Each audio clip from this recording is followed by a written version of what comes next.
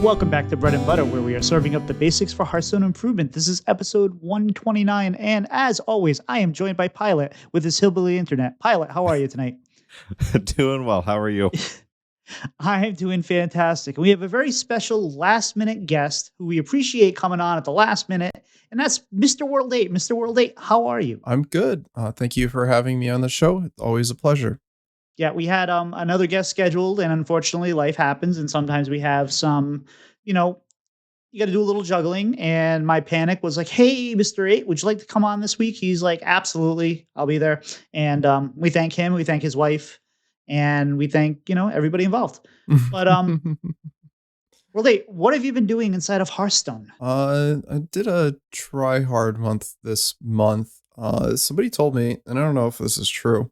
You get 1 point, you can make it to the tournament. I don't know if that's true or not, but I pushed to top 100, got to 72, and I've just been kind of camping. Got there with Hand Buff Hunter. I've been playing the deck for like 2 months now. It's been my main jam. Even though it's gotten a lot more popular recently, I kind of knew it was really strong. And after the patch, basically its worst matchup, Death Knight, disappeared for like a week. It's back. Don't worry. That and Eternal Layover, or like those were like the two, you didn't really want to see decks, but they're kind of back. So I got to a really good rank in standard and just kind of chilling and see if I hold to top 100. It looks like I might sneak in at like 98 or something, given the way that the ranks are kind of, they trickle every day, right? I only have a few days left. We'll see. And I don't know if it's true or not, if it's just a dirty rumor that if you get 1 point, you get to the tournament. But from my understanding, there's just so many people already qualified. And there's this, I think what's going to happen is there's this very long list of 1-pointers and they have to invite them all. Something like that. That was the theory. So even though there's only supposed to be so many players in the tournament, there's just so many people that are already pre-qualified that they're not going to even be in the tournament. We'll see. But I was enjoying Hand Buff Hunter. I think it's a deck with a lot more depth than just Scam. But it also had a really good matchup spread for about a week. And so I pushed that as hard as I could. And now just chilling with, I have a EU account as well. So that's kind of like my splash around account, trying different things. I have a very limited collection, so I can't try everything, but it's fun to like kind of just like see, because when you're playing at a very, very high level, like I am, and it's not like bragging, but it's like you play against the same 2-3 players like multiple times in the same hour. It's a really weird experience. So when you have this other account, this alt account, and you're really on like the 10x climb or whatever, you see a huge variety, which is kind of refreshing in a certain way. It's, you kind of get down into the trenches, and as part of being a co-host on a podcast, I feel like I need to be in the trenches a bit as well. So yeah, long bit about it, but I'm hoping to push for the tournament, and we'll see how it goes. As a podcast host, we much prefer the long bits than to like, "Hey, what have you been doing in Hearthstone?"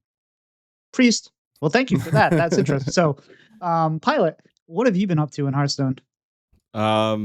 Not a lot, because I've been super busy, as we'll get to at the outside of Hearthstone. I finally had time to play today for the first time in like a week. And speaking of trenches, I am in those trenches because I have not finished my legend climb yet. And have not found a deck that I haven't had time. Don't give me that look. I haven't had time. So, and I can't find a deck that I enjoy in this meta at all. We've had metas that feel very similar, and I didn't like those ones either, to where it's either it feels very either grindy control decks or scam decks are definitely the features of this meta right now, and Aldruid pretty much is kind of where we're at. You've got some of the token decks popping up because they're fast enough to get under. but it still just is a lot of stuff to where I don't know. They're just not decks that I enjoy. There's a lot of decks to where it feels like your draws can brick you too much. To where I've tried the hand buff hunter. I don't know. It's not a deck style that I enjoy. I haven't found the depth in it because I have too many times where I'm like, yes, I have the play set up, and then I top deck the 3 other minions in my deck in a row, and it just flops for a little bit. And I get run over. But yeah, I have found those trenches because I lost. What did I lose to today? I lost to a turn 1 Wisp into Beaming Sidekick with the token Aggro Paladin. I lost to a straight up Imbue Priest that I sent this to Tito with a lot of words that I shouldn't say on the podcast so he doesn't have to edit as much. But what did they do? It was like turn 6 or 7. They played the 5 cost, whatever it is that makes a top card in your deck cost 1 with 2 fortunes in hand, and played 2 1-cost Yaceras. They were at 15 mana on like turn 7 or 8. It was not fun. I did not win that game. So haven't really found what I've enjoyed yet, other than Owl Druid has been working for me. It's not normally a deck that I play, but it's kind of been the one that has been successful for me, and I've been enjoying figuring out, and is also good enough. So it is getting a little bit of targeted here and there, but I think as some of these other decks that people enjoy less are getting more prominent, that its hate is kind of shrinking down a little bit. People are more willing to beat up on Death Knight and the Warlocks and stuff like that. So this is kind of giving me a little bit of breathing room again. But that's kind of where I'm at. I think I'm at D3, D4, somewhere in there right now, just kind of trying to slowly make the climb while I have time again this week. And I've also been playing the Owl Druid because one of those decks I'm learning, and it's fun, but it has struggled a little bit more for me recently. And I learned from listening to the VS podcast today that it may be going back in the wrong direction a little bit for a little while, but the meta seems to be shifting especially at high levels of play because of the counterplay and counterbalance of, hey, this deck is good now, so we need to readjust to it and shift to it. So I'm not giving up on the deck. I did find a good way to win a lot of games. All I have to do is wait for Pilot to say, hey, do you mind playing some of these decks against me so I can be ready for THL? Oh, jeez. I think I won like 10 out of 11 games or something. I lost 7 in a row because we were prepping for my match today. I played my THL match today, and I had what I thought was going to be an okay target. I was going to ban Rogue. I had a good feeling that they would bring Rogue, but I'm like, I beat Owl Druid, I beat Dorian Warlock, and I beat like 3 other just classes straight up. I'm like, this is going to be okay. It was not okay. It was a bunch of control stuff that was able to clear any swing turns that I had. So I'm like, Tito, let's practice. And what I go like 0-6 with Drunk Paladin. I don't remember what else. It was bad. It was really bad. And to be fair, I was playing these control decks that you gave me. This was my choice. These were the matchups he was going up against, and I constantly had the clears. Eternal Layover is a good card, especially with that location right after it. The poison. Actually, so there was one game where Pilot was he played out his pirates, and then he put a bunch of divine shields on it, and he was basically like, I'm going to be okay this time. And I was able to play my Pyromancer and then play the 1 mana spell that gives you it has got the adjacency thing. You put it on it, and then it gives you lifesteal instead and reborn. Orbital Moon. And then I played the poison. Yeah, that's no moon. Yeah, that was no moon. So that felt really good. In my defense, that was the right play, though. It was the right play because you had already played the other 2 of them. You had 19 cards in deck, and I'd already seen the other Wild Pyro and the other Poison Breath. I'm like, there's no chance he has both of the other ones. And I'm pretty sure I dirty ratted one of your cards. I think I dirty ratted your Owl 1 point. Yeah, because I couldn't protect it.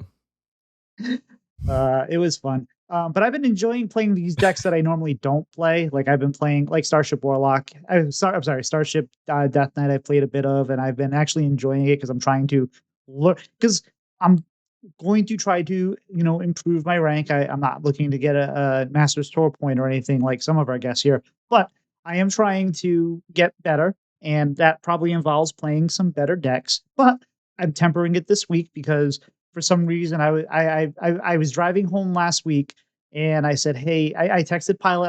I'm like, "With why? What if we put Quasar in the Quest Rogue?" And he's like, "Quasar is too slow." So I've been spending my time in casual mode trying to make this work. So I'm trying to get rid of a lot of like, there's no espionage in there. And I'm trying to like, well, what if we play something that you just kind of burn thing? You go through it fast and then you quasar and then you have your power and your locations to draw cards and then you hit them in the face with burn. Like maybe that could work. And it's been a little struggle, but I'm having fun. And then I'm like, wait a second. We get all these extra 3/3s that pop up for free.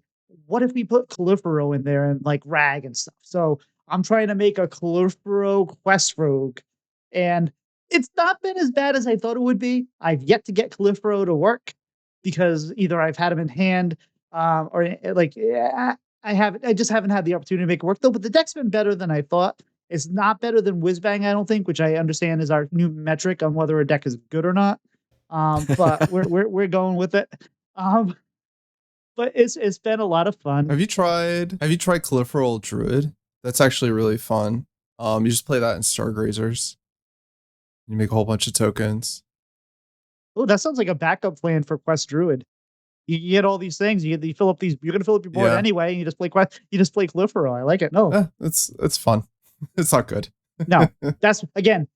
Normally, what I do is I play these decks, and then I say, "Well, why did I just lose 4,000 ranks?" Oh, yes, because I was doing that. So I I was doing something that I knew was bad, so we took it to casual, and for some reason, everybody's playing Imbue Mage in casual, and I don't know why, but it's fine. Or Murloc Paladin, which why do you need to ding that to casual?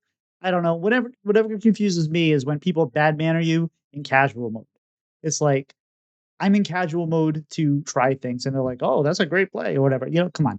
But World 8, what have you been doing outside of the game of Hearthstone? Outside of the game of Hearthstone, I haven't been on in a while. But the big thing over the last month or so is that we have a younger son, and we went through potty training with him, which kind of, if you're a parent, you understand that kind of dominates your life for a bit until you get through the other side. And I think we're on the other side now, which is great. Um, so I'm not going to get too much into the details of that. But that has been like a large focus for our family for the last month. Just recently we went down to the beach, and it was kind of like it was a 2-hour drive or something, and I was dreading this, right? Because our son's in his underwear, right? We've got no backup plan here if things go south. But it all went well, and we had a really good time down there, and it was beautiful weekend is always just really good mental refresh. And yeah, life's been really good now that we're out of the trenches. I'm just gonna use that again. No, you're brave to bring that show on the road, as I recall. But it is what it is, and you made it there. And you want to give us an update on what's been going on as far as the health, because I know we've talked about it a few times on the show. I'm sure. No, he's good. The boys are good. Yeah, I mean the family's healthy, so we're kind of through that right now. And yeah, we're just normal challenges, normal parental challenges now. Nothing extraordinary. That's awesome. Pilot, what have you been up to? Marching band. We had our band camp this past week for the school I teach at. So had that, all day out in the heat when we could. We had a nice little heat wave second half of the week. So Thursday, I think it was triple digit heat index by 11 o'clock in the morning, something like that. So we were not outside that afternoon. But kids did awesome job. We have a really fun group this year. I did a lot of changes with our schedule, not yet from what we've done, but looking forward of taking out some rehearsals because I could sense the kids were getting burned out, especially some of them in a lot of different things. And I didn't want them to have to feel like they had to pick between band and other, sports and whatnot that they want to do. But with that, also asked a bunch of them to step up more as leaders, and they kind of saw that all that was going to work. I had asked them all spring. It's just like, just trust me, please, just trust me. I know right now you think I'm crazy, and I might be. I probably am, but it's just like they started to see that. But we got through the whole show and played it and marched it from beginning to end on Friday, which wasn't overly pretty. We kind of scrambled getting the last few things learned because of weather getting in the way with the heat one day and then dodging rain showers on Friday all day. But they're in a really good spot. So excited for that and excited to kind of see what they're able to do this year. And then outside of that, been catching up on rest. I pretty much slept all day yesterday, I felt like. So being do 3 weeks of marching band in a row will kind of cause that. But I've been playing, I think I mentioned it last week, I picked up the new Donkey Kong game and I've been playing quite a bit of that just because it is kind of mindless enough for me to sit down and play at night when I'm busy. And then pretty far into the main story there. I think I'm on like the 9th world of 10.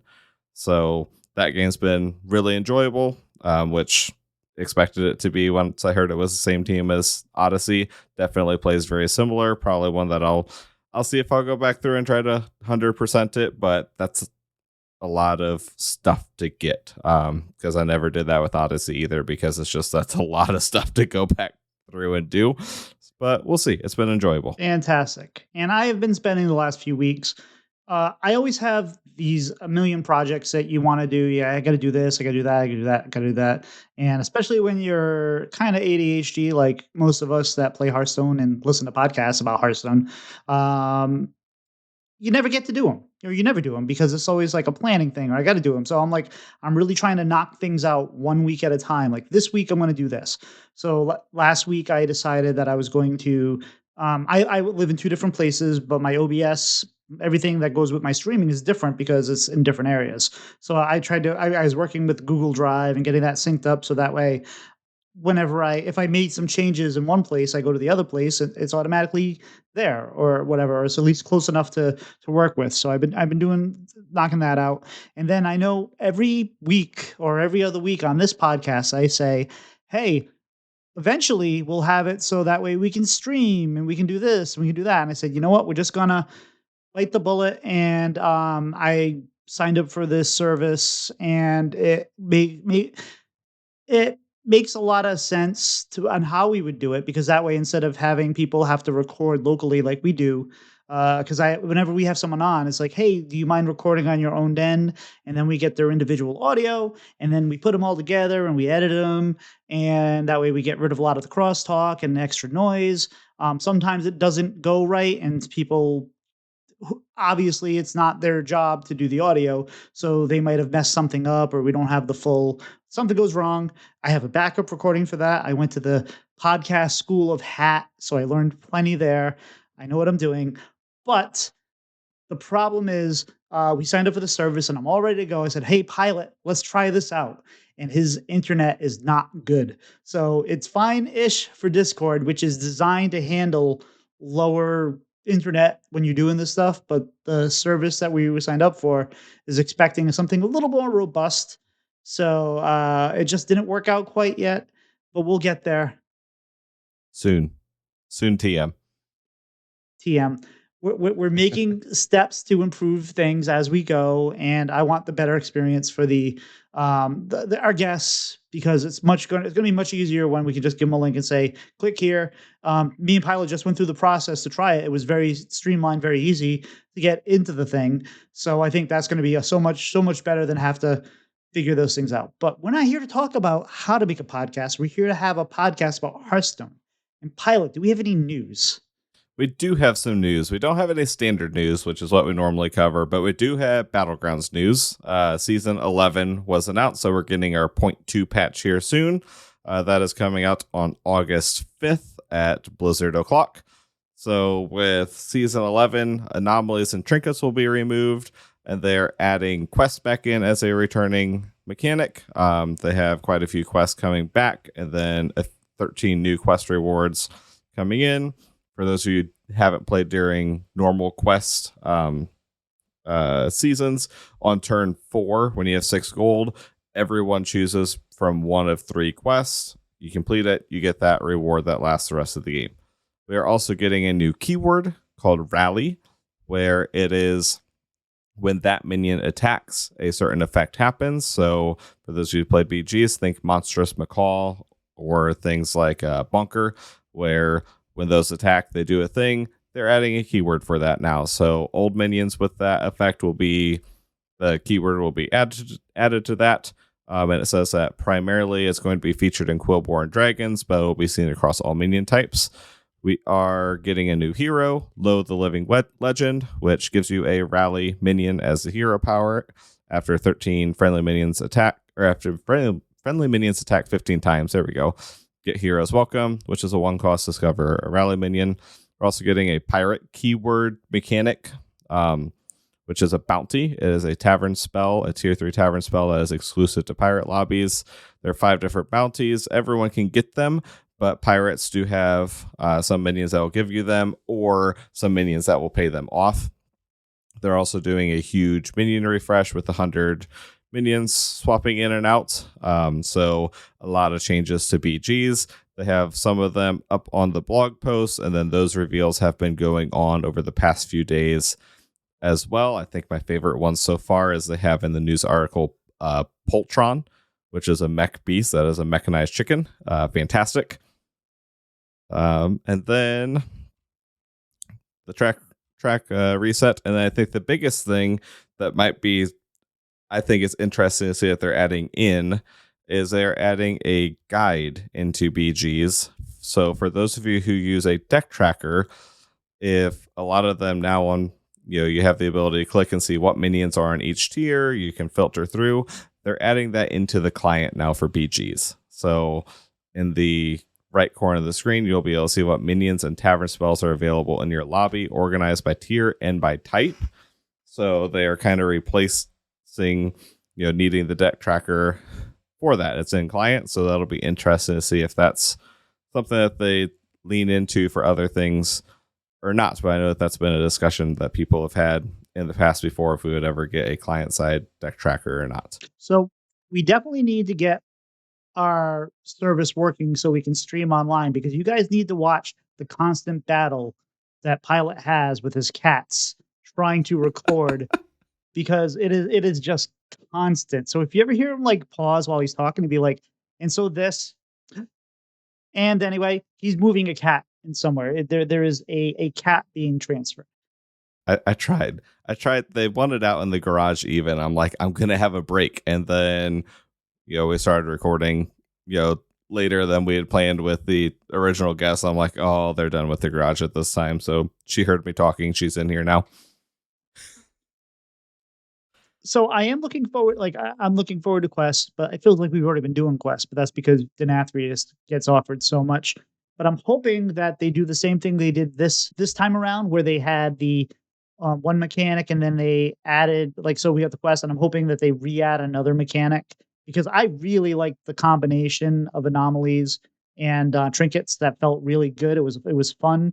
My one nitpick about this new Battleground season is that we still, again, do not have new duos heroes.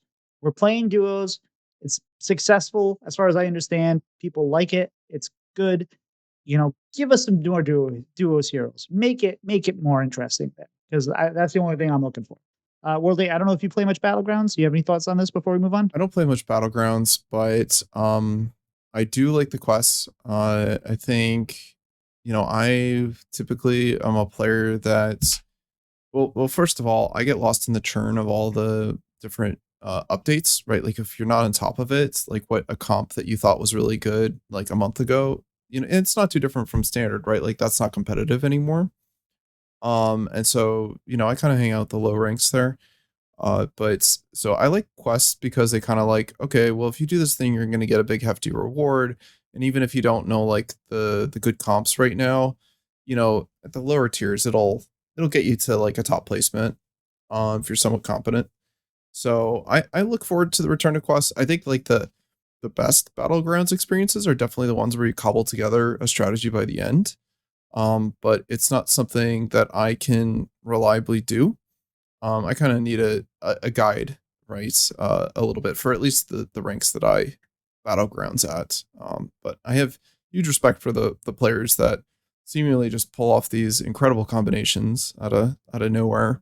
But they usually have lots of games under their belt where they know all the ins and outs of all the minions. And I think there was a while where I didn't even know that your minions attacked from left to right. I just thought they were all random or something like that. Um, I don't know. That was like almost like a whole like season of Battlegrounds, and I still did like okay-ish. But yeah, I'll probably play some more Battlegrounds when the quests come out, just because I like that mechanic a lot in the game. Despite whatever the other opinions are, it's really nice for a casual player like me. Fantastic. Well, one thing Battlegrounds gives us often because of the nature of the game is synergies. And that is our main topic tonight is synergies, but not about Battlegrounds, about standard.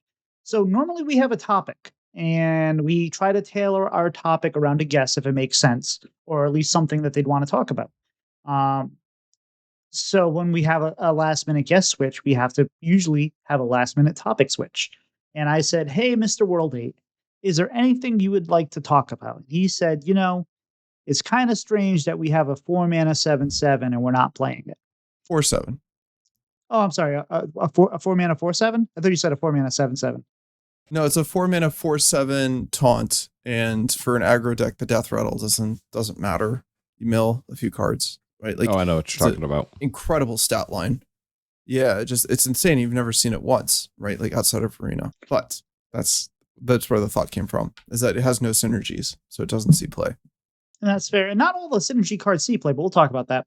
But so when we talk about synergies, when they print out a card set, oftentimes there's usually one clear direction that they try to tell you to go with the cards that they give you.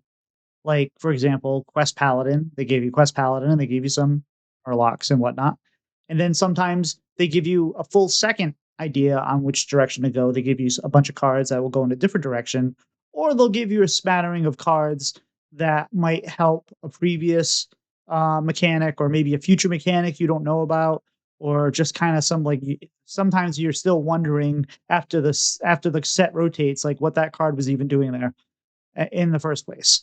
And a lot of times you get these tribal decks, which are usually pretty good for a beginner player or someone that isn't really wants their experience streamlined and wants to be okay. I know here's a deck, and I know I draw these cards, and I play this card, I play this card, I play this card because that's what the deck does, and all that. But often it feels like, um, those are kind of easy, and they're usually considered low skill cap decks.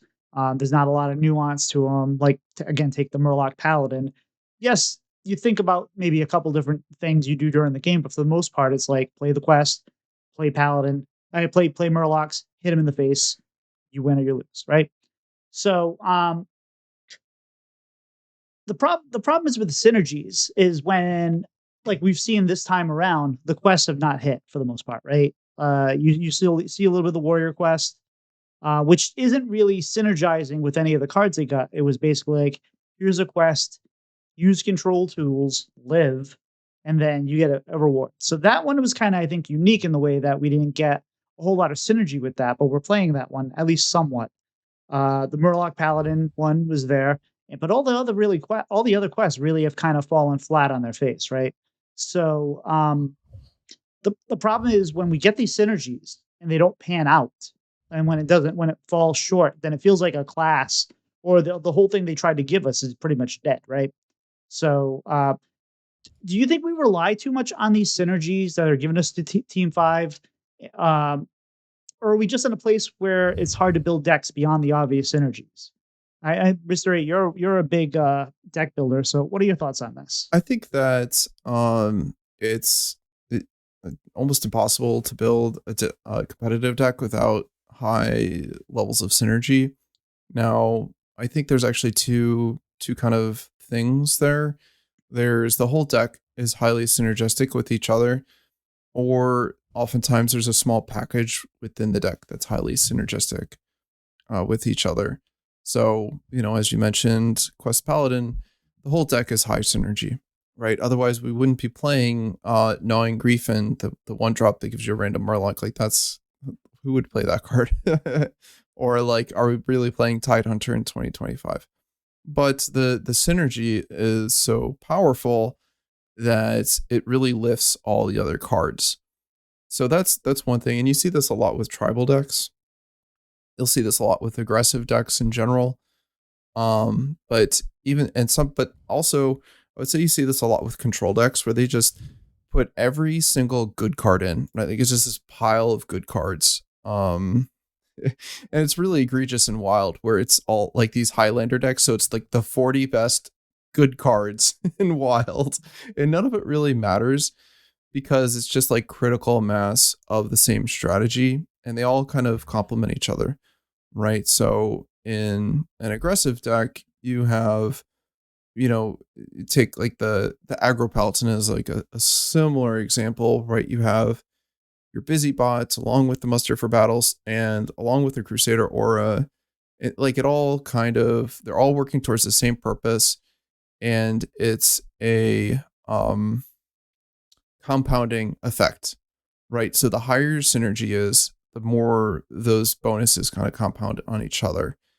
And then on the other hand, you have things where there's really one or two cards that make it the package synergistic. I think if we take like Protoss Priest as another example, without Resuscitate, the deck is really meager, right? But the spell that brings all of these specific minions back allow you to play Mothership for, in a relative, reasonable amount of time.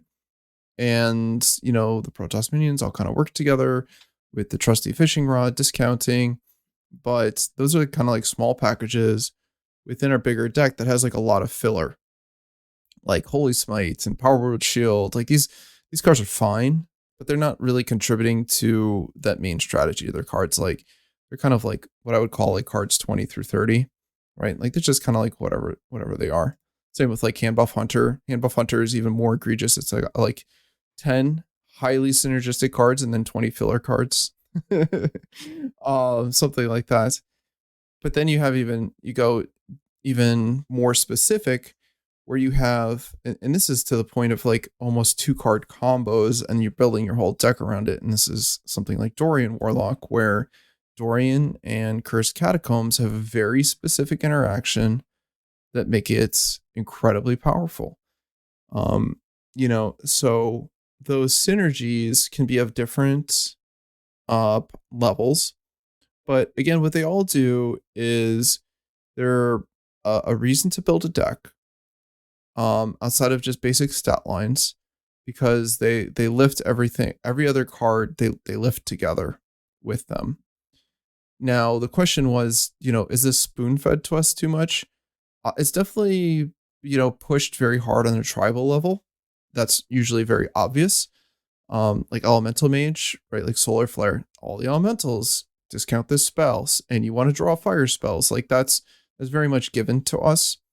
And sometimes those decks can actually be very powerful and underrated by high level players. It's been true in the past that tribal decks actually can kind of just, they're so synergistic and so powerful, you can't like crack the shell of all those things. They're all really redundant. But other things, so like we talk about the quests, and they were built to have high synergy. Like the Demon Hunter one comes to mind in particular to me, like where you have everything dealing 2, everything's in a pair, and it's all working towards the quest, and it's, it all kind of works together. But we do benefit from just really good cards coming out of that that do synergize with other decks. So talking about Demon Hunter, you look at the cards that were printed, and they are actually very highly synergistic with existing Demon Hunter cards, and it's really like a 5 set deck. Like we're pulling cards from every single set for the last year and a half. But they are all highly synergistic with each other. Spirit of the Team, different expansion than Slither Spear, right? Which is a different expansion than the newest weapon that we run, which is, it's different than Hot Coals, right? Like this is all stuff that is highly synergistic that was not printed specifically. So they are obviously pushed sometimes to sometimes they don't work at all. Like we can look at Drawn Eye Warrior from Great Dark Beyond. Like that entire thing is high synergy, and if all the stars align, incredibly powerful. You can swing for 15 damage from hand if you get all the Drawn Eye to like line up in the right order. But the tribal mechanic doesn't really work because you have to order everything and you don't have all the resources to do it. And I'm not going to get too much into it. It's highly synergistic, but it doesn't, as a strategy, it doesn't compound what you're trying to do. And it was kind of like handed to the player base, like this is how you should do it, and it still didn't work. So they push for it because almost tying back to what I was saying about battlegrounds, it's nice to have a direction for deck building. For let's say that you weren't going, I don't know how many players don't just go on the internet and find a deck list, but if you weren't, you could take this pile of card, or you could take the expansion and say, all right, I'm going to put all these cards together. Like sometimes you just search for a keyword, like you search for elemental, right? And just put all the cards in your deck. Murloc, you put all the cards in your deck, right? Kind of builds itself. But I think that, when they're selling or they're trying to, promote cards, it's not unreasonable to say, well, like one of these cards would not stand alone well by itself. We need to print something next to it. And the pair of them, or the 3 of them, or the 4 of them all work well together, or they all fail together. And we can see that with success or failures within the quests. And so I don't think it's too much, because you do get, I think outside of this expansion, you do get sets of cards that kind of work together. You were talking about the Sooth Fancy before with the 1 mana fortune card. Like that was a mini package that didn't really have a clear purpose. And I've seen it to great effect before, actually. I've been very impressed when it does work. But that wasn't something like here's the obvious thing to do with it. So it's not, every class, every expansion, you do see it a lot, and especially in this expansion. But I think they do have to kind of do it nowadays to where they can't print an individual card at a power level where it doesn't work with anything else, because pure stat lines don't impact the game as much. The card has to be working with other cards, or else it's not going to be played. And then there's countless. I could go through countless examples too of cards that were highly synergistic, that their synergies kind of fell apart and they're not played. My favorite one right now is Tiger's Plushie. That card is insane in the right deck, right? But it's not played at all. But like when we were playing Handbuff Paladin, it was the best card in the deck by like a huge margin, because it had high synergy with everything else in the deck. The card doesn't see play at all because it doesn't have any synergy really with maybe Aggro Paladin, but it's too slow for that. So, it's all about context with the synergies, and they do publish them with a certain purpose. I think the best decks and the most interesting decks are, like I mentioned, the Aggro Demon Hunter right now, where it's like, or you can go back to like Nathria of Frost Mage, where they had a whole bunch of skeletons, but none of the cards are like printed together specifically. That I think are some of the most interesting decks, where players kind of cobble together the strategy with highly synergistic cards, but they weren't necessarily printed that way.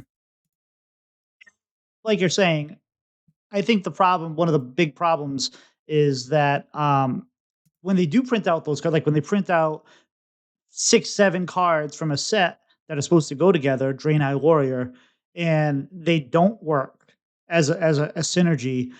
or they're not good enough at a power level, or they just don't win, then you've wasted an entire portion of that class. Maybe that class is dead for the entire entire set. Like, you remember Warrior was dead for a while until they finally started to print some other cards, and it was a couple seasons where I mean, even Cora was like, "Don't worry, Warrior's gonna get better, I promise."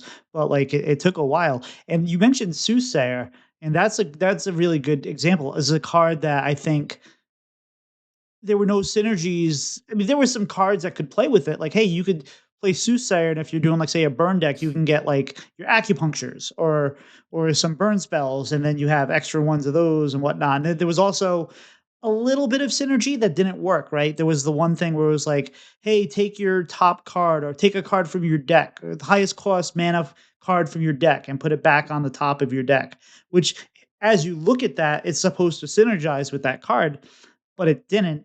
At least it was too slow, so we never really saw that after like day one.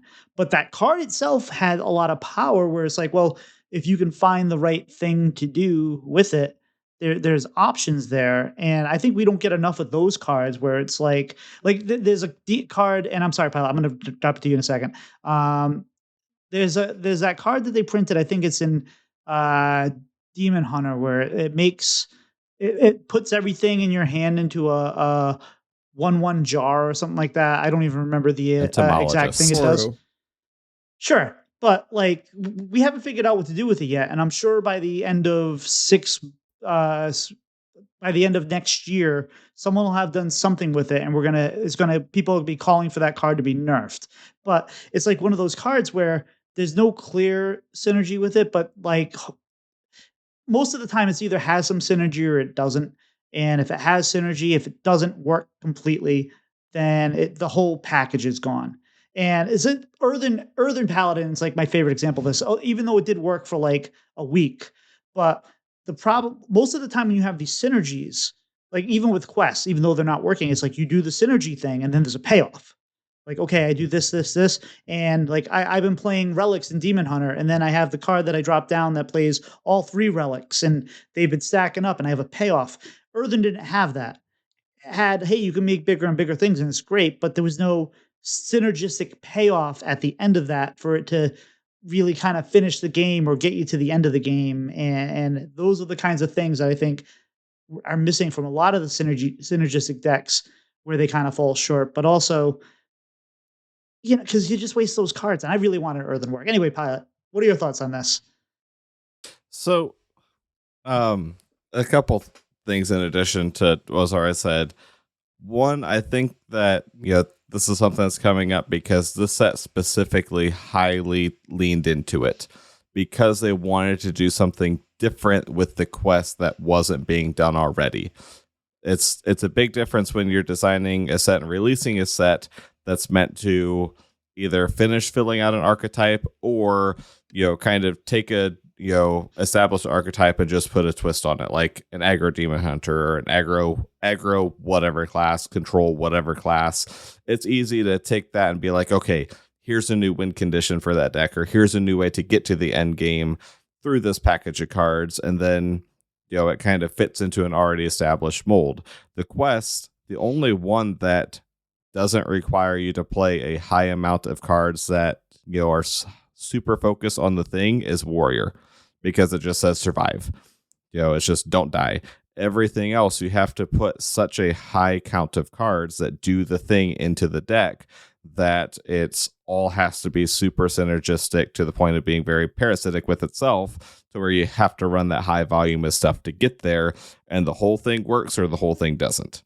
And there's not much in between, compared to like a Discover Hunter, where we've seen those Discover cards run in various decks and various amounts, to where you have just these handful of cards that you can fit into different things. That's a synergy, but it's a smaller package of synergy. And I think that that's where we run into things of, okay, how much is too much? Which way do we want to go? But also, it's a card game. There's supposed to be synergies. If every deck was just good cards, warrior and good card shaman and good cards this, then we're going to see the same number of cards over and over, especially because this is a game with neutrals compared to if we didn't have neutrals and you were only stuck with class cards, that might be a little bit different. But because we can take, every class can just run, okay, we have these 10 neutrals that are just more powerful than everything else, and then we grab these 10 really good class cards and these 10 whatever they kind of work cards, and then every class feels very, very similar, and then you run into the same problem that we had 2 or 3 years ago, where it felt like every class was running the exact same neutrals, and those were becoming win conditions. I think we're still kind of stuck there as well, because they want to design really cool neutrals, and especially really cool neutral legendaries, but don't want them to be, omnipresent and in everything. And that's a very hard balancing act, because it's either going to be way too good or not seen at all. And it's really hard to kind of find the balance of that. But I remember we were talking about this and people were discussing this back in, I think Nathria is where it really pushed up, where people were really complaining about, oh, we're just getting packages of cards. We're not getting cards. We're getting 2 packages each expansion. If you look back through, does it get more extreme? Yes. But I just pulled up the Skullomance card list, and everything I look at, I'm like, yep, they were pushing this deck and this deck. Were they all super obvious and like you have to run all of them? No. And I think that's what people push back against, is we had so many sets of, you have to run all these cards together. You have to run all the quest support cards to make the quest work. Compared to, like Tito, you mentioned the skeletons and Nathria.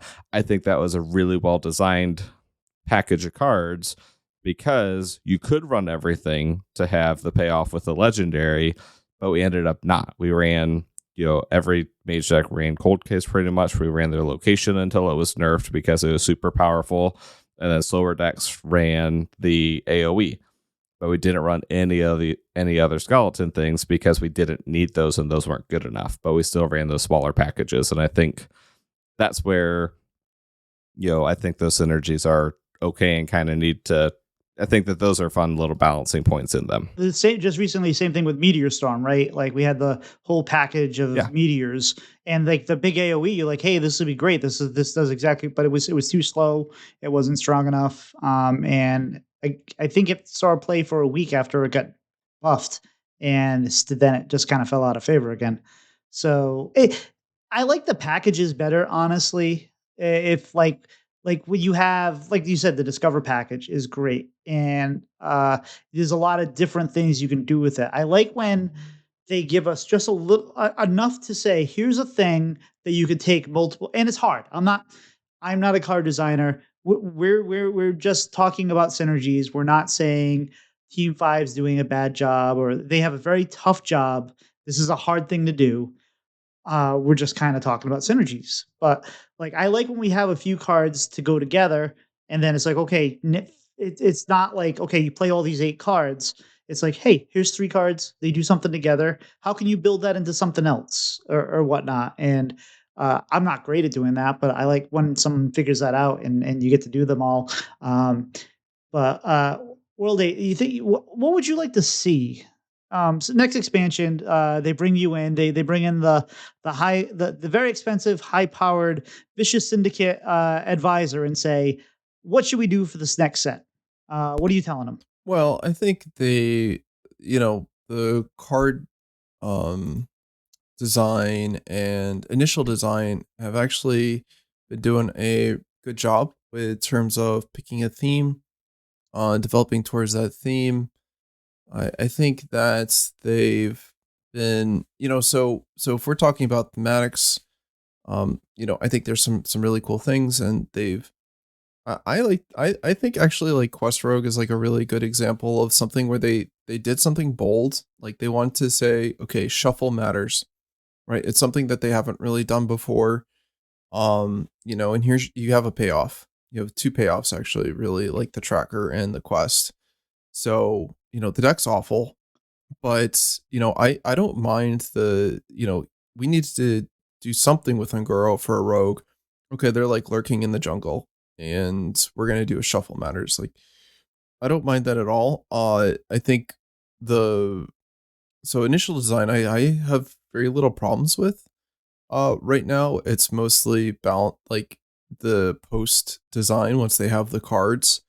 Um, I think they're having a challenge of someone in the room being like, okay, well, I'm gonna bring a meta deck, right? And then that's gonna like stomp all this stuff. If someone brought me in, I would encourage many. I don't, I haven't been in the room, but I would encourage, let's take, your initial design and let's focus on how these synergies can be just like generally good. Outside of like, so tribal is like kind of the biggest trap because you're kind of all in. If you don't play elementals and your whole thing is elementals, or Draenei, right? The whole thing is kind of done. But if you have like the dread seeds, right? That's like a pretty cool package. Some of the cards were not great and they didn't really work well together. But wild spirits is another great counterpoint to that, right? Like where wild spirits, the card itself, really like pulled all that package together. So let's do more wild spirits and less dread seeds, right? Because it's that is there's synergy, right, with that accelerating the dormant minions. And if you don't have that accelerant, they're just kind of like good cards that you put in anywhere. But they're not particularly motivating to build around, other than just kind of like, okay, these are not creatures. If my deck, I want to restrict the creature count in my deck. So I would say, pick your themes, pick what you want to do, pick cool, fun ideas, and make sure that the cards you design are the scope creeps outside of what this expansion's about. I can list many examples of, cards that were kind of just generally good outside of what the expansion was about. And we want more of those. Um, and it's really tough to make something that's just generally good and have it be at the right power level. So that's where you need to have, maybe overshoot a little bit and say, okay, maybe this is too strong and then tone it down, rather than, I think right now the assumption is actually the opposite, that if we have a high synergy package, it's going to carry itself, which has been true in the past. You had mentioned relics. Relics is a very good example of, this was one set, this is one thing, and it was good enough. It was good enough to carry a class almost for like two expansions, where it got kind of like it was a little bit of a desert for demon hunter cards after that. So, I think that's kind of the opposite, right? Like that was really good, but it was really contained. Um, so I'd like to see things that extend the class a little bit more, that aren't restricted to just that set. Like we had mentioned, Discover Hunter being an excellent example of that. And let if it creeps too much into another deck and it breaks open another deck, let post design, or whatever that is, like the adjustment period, let them handle that.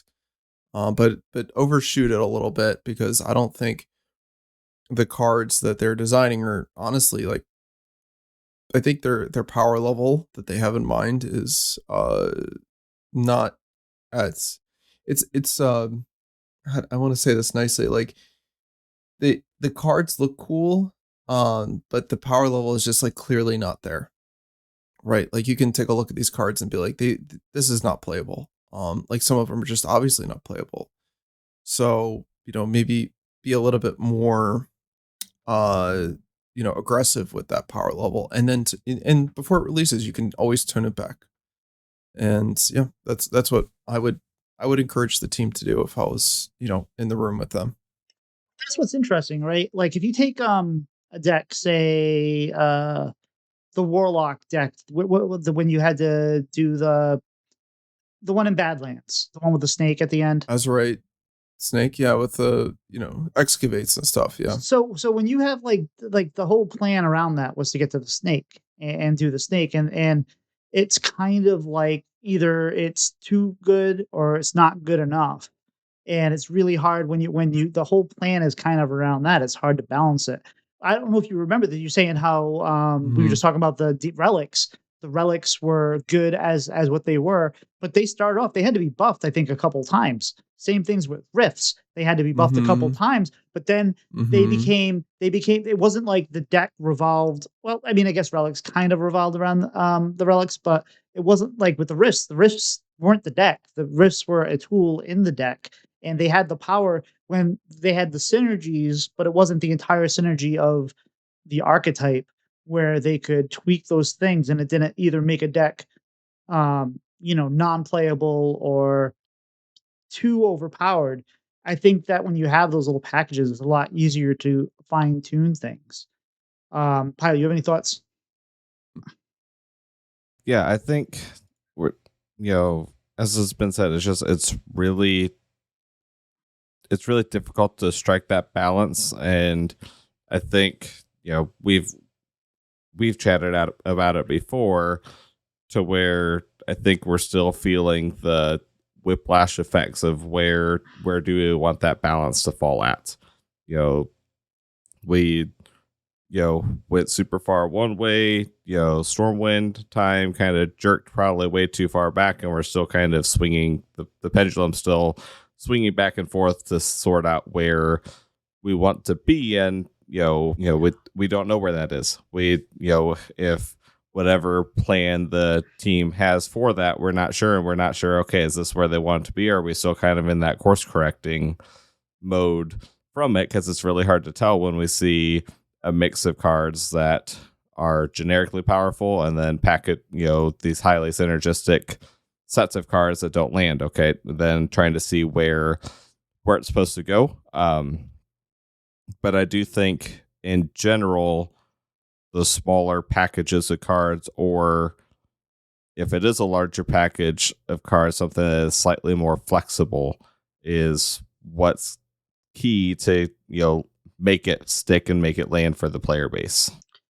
So, World 8, I got a question. As a deck builder, do you feel like the way that we have these packages given to us and they either succeed or fail, like, we'll go back to the Warrior Draenei, that didn't work. And that's like 7 cards that, of that set, you're probably not going to play because they don't work without each other and they don't work with each other. So then that kind of separates them from the pool of cards that you're going to be using to try to build decks around.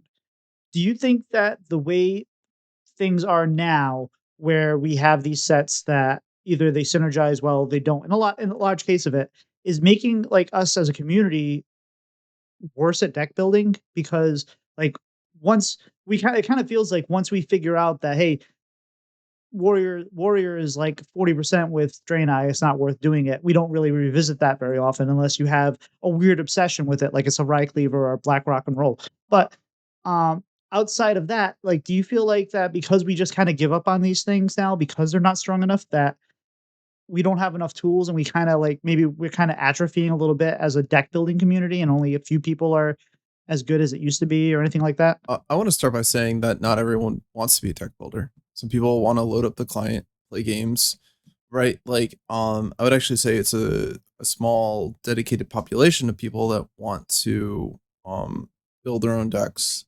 And even within that, a large majority of people are like, I want to take something that's established and tweak it to make it my own. I think it's a very small minority of people that want to start from scratch and develop the next new brilliant thing. Um, for me, it's the reason I play the game. I have my competitive moments, but I would say a large majority of the game for me is figuring out these strategies, figuring out the decks. Um, of all the decks that I put together, 9 out of 10 of them are complete disasters, right? But 1 out of every 10 is a hit, and I get to see people playing it, and that gives me satisfaction that that other people are having fun with it. Like, that's the most important thing. Um, and so, kind of going back to your point, does it cripple or does it shortchange the deck builders out there by putting them together? And I would say no, because if you are a person that likes building decks, there is a process to it, right? You have kind of a theory or hypothesis or purpose for the deck, right? I want to do something cool. I have a strategy that I think is going to be really effective. Let me find the cards that support that. Um, it's not too often that you just go into the deck builder and you're like, dark gifts.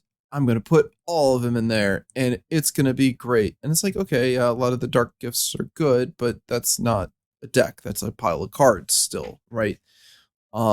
You maybe want to build a Cinder Sword deck. Like that's a little bit different, right? Like you're like, okay, well then what's the minimum number of dark gifts that I need? And that's not exactly fed to you, even though the theme of the expansion was dark gifts. There were a lot of cards that supported it. Um, the you kind of pick and choose what's good. Um, there's many examples of packages that there were parts of it that completely were unused. We talk about Discover Hunter in the same set. There were detailed notes, which nobody remembers. It discovers a big beast. It discounts it. It's kind of relevant. The deck doesn't have space to run big beasts. It can duplicate the discount with the scout. It's kind of a cool card that did not ever fit in there. And for a deck builder, what they're gonna find out is they're gonna first of all, there's this filtering process. I'm gonna look for the strategy. I'm gonna put the cards in. I've only got 30 cards. What do I need to make this look competitive? You have to have a good curve. Um, you know, you kind of know in the back of your head it has to have some kind of power level. And so there is this first initial cut. Then you take the deck out and you play it. And there are some cards that are like, okay, this was not it. This was, oftentimes it's way too slow. 9 times out of 10. Like this cool thing I wanted to do is like, 2 turns slower than someone else's really powerful thing. Which is a shame, but that's what happens to the majority of it. And so it doesn't. But going back to again, the original question is, given this package of cards, let's say it's like 4 cards, 5 cards, um, it does not disservice the deck builder because they are going to curate them. They are going to go through them. It's nice for them to have these options if they're building that specific deck. But again, the best thing for a deck builder is to have these packages that are not specific to one deck that aren't going to see play outside of that deck, right? Like you can reach for it later. Um, we don't have it in standard anymore, but like the excavates was like the rogue could always reach for that. Before that, rogue had the potion belt strategy. Like they could always include 5 cards of potion belt, which was it was just a fantastic design, by the way. Like that is a highly synergistic package. Felt great to play. Really felt like good to the class identity. Was just generally very interesting. But it had a lot of different purposes. It could go on aggressive decks, it could go on defensive decks, like things like that. But there was also like 2 or 3 cards within that. Maybe most people don't even remember it, but like there were like 2, 3 potion cards that nobody ever used. They weren't very good. But they were there as options, and you just pass on them. So it is a huge shame when a big chunk of the classes expansion cards are dedicated to something that doesn't work, and I think that's why they're always pushing at least 2 themes now, because it just hedges your bet that one of them won't work. I think it doesn't do any disservice to the deck builder to say, okay, here's of your class's expansion, here are 4 or 5 cards that work really well with each other, because they're gonna know which of the 2, 3 cards are actually worth pursuing. And I always love at the beginning of an expansion when we're doing card reveal season, when we see 2 cards that synergize together, or 3 cards that synergize together, and someone's always like, "Yeah, you play this card, you play this card, you play this card." Then you have this infinite loop, and you win. And it's like people panic about it. Oh, this is gonna be the worst thing, and it's something that's like you can almost never pull off. There was one a couple years ago. I can't remember what it was, but there was one that actually did pan out, that met everyone's fears. But for the most part, these synergies don't quite work. And then sometimes you get these random ones like the new one with the Warlock and Dorian and the Wild Guard, Maggot, however you say his name. So my final question for you guys before we wrap this up is, what is your favorite synergy that you've had? Like maybe like something that was like an unexpected synergy. It can be probably wild or standard. Like what is a synergy that either you discovered or you've just loved playing? Pilot, what are your thoughts? I I don't know. I could not. I was trying so hard to think of one, and I cannot think back through to one that had like an unintended synergy. Trying to think. I think the one that I don't know if I wouldn't call it an unintended synergy, but one that I tried to make work more would be like in Demon Hunter, after we had like the dedicated Death Rattle Demon Hunter, trying to use some of those Death Rattle cards that we kind of got later on into an aggressive or tempo based Demon Hunter. It never quite worked out. It felt like it should have, but never could quite get it to work. So that's kind of the only one that comes to my mind, but I'm sure that I'm forgetting something that I tried. How about yourself, Mr. 8? Well, I mean, I think, it's kind of, is there something in particular that stands out to me? And I had mentioned like the current Demon Hunter being like 5 sets worth of synergistic cards that were not intended to be, they weren't designed all together. Maybe it's not my favorite one, but I think it's an excellent example right now. I'm also very partial to that like fire range deck that we had, which was like also 5 expansions worth of cards that all worked together. Like you had Nathria contribute a little bit to it, March of the Lich King contributed a little bit to it, Festivals of Legends contributed a little to it, and then it all kind of culminated when the Titans mini set came out, and you had the faceless copy of minion guy. So like that's that's a whole year of where this was all starting to piece together. And so you can't imagine that when they were sitting down, like maybe for parts of it, they're like now 3 into March of the Lich King, like they knew the Sun Fury champion was coming around. They're like, okay, we're gonna add like one more like enraged card here. But I don't think it was all, intent, like strictly intentional. I had also mentioned the Nathria into March of the Lich King, Frost Mage, where it was Cold Case, it was Deathborn, but you were also running the spell that infused and kept doing damage, and you ran a whole bunch of freezes, and none of it was like, it seemed like it was ever intended to be put together, and it ended up being this really kind of fun deck that had a good place in the meta because freezes were really good at the time. Because Rogue was doing like big minion things, and that doesn't matter. The point is that like I do like the themes that go over, like you get like this slow burn and then a final reward. And the one that I've been like waiting for is like the Druid Beast. I feel like we've been fed Druid Beasts for like a year and a half now, and I was really like thinking, Ungoro, this is it. We get the big beast, like the Druid Beast payoff, and then no. It was like, okay, there's like some beasts and there's some dinosaurs, and that's cool, but it was a little disappointing in the main set at least. So, I personally I like the synergies that span multiple expansions. And then like at a certain point, it reaches a critical mass where you're like, okay, all these cards can fit into at least into the core of the deck, 12 to 16 cards of it. So that's happened quite a few times, and that's what I like to see more of. I mean, hoping for Beast Druid to be a thing is one of those things that has been happening since the beginning of Hearthstone. They've always had just like a hint of, hey, no, Beast Druid's going to be good at some point, and it never is. It was good for I think one expansion, but for the most It part, was it was really always good like, for oh, a we have, while. yeah, we have, oh, we're gonna It get was. it, we're Yeah. gonna get it, we're gonna get it, and then we don't. And so yeah, I just thought of that okay. earlier today because I was. It's funny you bring that up because I was just going back through expansions that just rotated out. I clicked on Stormwind. I'm like, this is one that people talk about. I'm like, how synergistic was Stormwind? As I'm going through the Druid set, I'm like, oh, it's all the good Beast Druid cards. Like, this is where they all were at. I mean, this is like the top hits. Squirrel, where to go? Composting, Oracle of Elune. I'm like, oh, that's where they all went.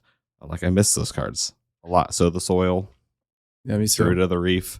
hmm But I did think of, and I just forgot it. I did think of one unintended synergy that I don't know if it's unintended, but it was interesting to see it pan out. And it was around that Stormwind. Then in Alterac, when we got the hero cards for Questline Hunter, the decision of, do you stick with the damage hero power, or do you get the hero online before you progress the questline too much, and then you get the free animal companions recurring throughout the turn? I think that was a really interesting, I don't know if I'd call it a synergy, because I mean, it was one card that you're making the decision based off of for how you, if you put it in the deck or not. But it was really interesting to see how that kind of evolved over those few months. I think so. My favorite two were both wild, and they're both rogue, both involve Necrium Blade. I love the scam Deathwing dragon deck. I play it almost exclusively when it's now it's Dormu Day, but you get you get the got you get to draw you death rattle and you get Deathwing out there because that was the thing that you got, and it gets all your dragons out there really like on turn 4. And then there's also the Sunkeeper Raw Rogue, which is kind of similar, whereas you got to get your whole board full of these cultists, and you're using multiple synergies, and that's kind of what Wild is, I guess. But you use multiple synergies from different sets to get a full row of these cultists, and involves swinging the weapon at the right time and playing all the things at the right time. And then you get Sunkeeper Raw, which nobody knows what that is because they've never seen it before. And you have the secret that bounces it back to your hand if they kill it. So if they get it down once, you get to play it again, and it's almost a guaranteed win when you get to play it. So I like that. But so let's wrap this up. And World Eight question of the week for you. We've already asked you about desserts and vacations and barbecue and whatnot. So what is your favorite deck you've ever built? The favorite deck I ever built was no, it's I got a few favorite ones. Different places in my heart. Um, the the deck that I had the most success with, and I absolutely love this deck, and I was literally the only one playing this deck. Was it was you took it was a there was a mine rogue. Okay, this is like the scam deck where you're trying to OTK the opponent, and you had the graveyard from Fractured and Alterac Valley, just double death rattles, and then you had stuff like Forsaken Lieutenant, and then there was this was it sketchy information, I think, that drew like death rattles and triggered them, and then you had Scourge Illusionist. Anyway, this all culminated in me playing. There was a 5-mana 1/1 that when it died summoned a 5/8 taunt. I don't know if you guys even remember this card. Yep. Yeah, Burning Blade Acolyte, I think it was, right? And so the deck that I built would basically, on turn 4, with high consistency, have 4 5/8s with taunt out, like almost every game. I love this deck. It had a terrific place in the meta, and I got up to like rank 13 or something like this. It was the closest I ever got to single digits. So that deck's always going to have a very special place in my heart because I just tore through the ranks with it. Nobody knew what was going on, and just had a perfect like until like I started playing against like Pocket Train and Norwest game after game after game, and I was going like 50-50 with them, but that didn't get me any higher on the ladder. So that deck's always going to have a very special place in my heart, I think. There's some fun off-meta stuff with those cards. Yeah, it was extremely off-meta. No one knew what I was doing, and they just died. No, I played a ton of it because you had passed it my way, and I'm pretty sure I made Legend with it one season. It was a lot of fun. I really enjoyed that one. So, listener, you may be a new listener. You know how I know is because we've had a lot of new listeners lately. So, if you're new here, We like to interview folks from the community. That's pretty much what we do. We have two goals with this show. We want you to get to know all the great people out there, like World 8, and we want to help you get better at Hearthstone as we get better at Hearthstone. So we usually cover topics like how to deal with tilt, how to build decks, all kinds of things. And if you have suggestions for a topic that you would like to hear about, not only have we probably talked about it in our back catalog, but there's only so many things we can talk about. So we're going to come around to it again at some point. So if you'd like to hear us talk about a subject that you've been working on, ladder anxiety or anything, let us know. We have a Patreon, and this is a fun hobby. It's great. We love it, but there are some expenses to it. So we would love to cover the expenses, and we'd also love to eventually pay guests like World 8, maybe like buy him some poutine or whatever he's interested in at the time, and do that kind of thing. So uh, you don't have to, but the best thing you can do is we run an obelisk scheme here. We don't want you to tell two people who tell two people who tell people. Just tell one person and let them tell one person, and we'll grow that way. It's fine. So if you like this show and you have friends that listen to play Hearthstone and like podcasts, just let them know that we exist. Be great. And you can always leave us a review on Spotify or Apple Podcasts or wherever you listen to us. Uh, we're late. Where can people find you on social media? On social media, I'm mostly involved on Discord. Previously a little bit more involved on X, not so much anymore. But yeah, you could just find me on Discord, World 8. That's all letters, no numbers. On I will post on X every once in a while, World 8 underscore HS. And then every once in a while I'll stream on Twitch, also World 8 underscore HS. But again, the platform I'm most involved in is Discord.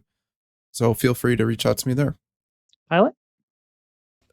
Yeah, I am most involved on Discord, Pilot712, that's Pylet. I also have Twitter, but don't check that as often. And you can find me on Twitter, Twitch, YouTube, and TikTok at Tito Santana HS. I stream most nights around 9 p.m. Eastern Standard Time. And love to have you there. Pilot usually joins me for some duos. So we do standard, we do duos, and I stream my THL matches. So be great to see you. World 8, you got anybody you like to shout out or anything you like to promote this week? Well, I mean, if you haven't listened to the Vicious Syndicate podcast, it's a good podcast about taking the data that's been gathered and making sense of the meta. I probably most listeners have heard of it, but I do have to promote it as being one of the hosts. But a shout out this week to my older son. He was away at camp for 4 weeks by himself. It was the first year that he did this summer camp, and he had to do a lot of things independently. He's only 8 years old. He had to do, make sure that he went to all his activities by himself. He bathed, clothed himself, but he also had to deal with bullies. Right, he couldn't run to, his parents to help him or even teachers to help him. He had to resolve a lot of conflict himself, and I'm really, he did a great job with that. He came home much more mature. But I have to give him a shout out for doing that experience and making a positive positive summer experience out of it. Fantastic. How about yourself, Pilot? Anything you'd like to promote or shout out? I think this week just giving a shout out to you, Tito, for helping me try to prepare for my match while I didn't have much time to play throughout the week. I'm sure that you enjoyed it much more than I did because it lets you swing our head-to-head series back in your favor with the decks that we were both playing. But appreciate it since I haven't had much time to play the past few weeks. Oh, that was entirely my pleasure. Absolutely. Uh-huh. Well, first off, I'd like to thank World 8 for filling in at the last minute as he's done multiple times in the past. I was like, hey, no worries. If you can't make it, he's like, I'll be there. So we appreciate you. Again, appreciate your wife for letting you do this. Definitely shout out to Zacho, his co-host from the Vicious Syndicate podcast. Thanks to some promotion by him and including our episode on the website. We actually peaked at 52 on Apple Podcasts for gaming. or Apple gaming podcasts. Like not for Hearthstone, not for card games, not for strategy games, but just gaming. We peaked at 52, and that was a good feeling. And if you're new here, we appreciate that you came back to listen, and we'd love to hear from you. But I think we're toast. We'll see you. See ya. Take care.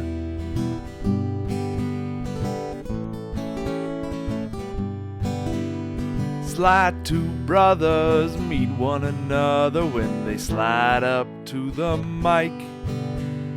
It's bread and butter with one another. Let's start up that recording light.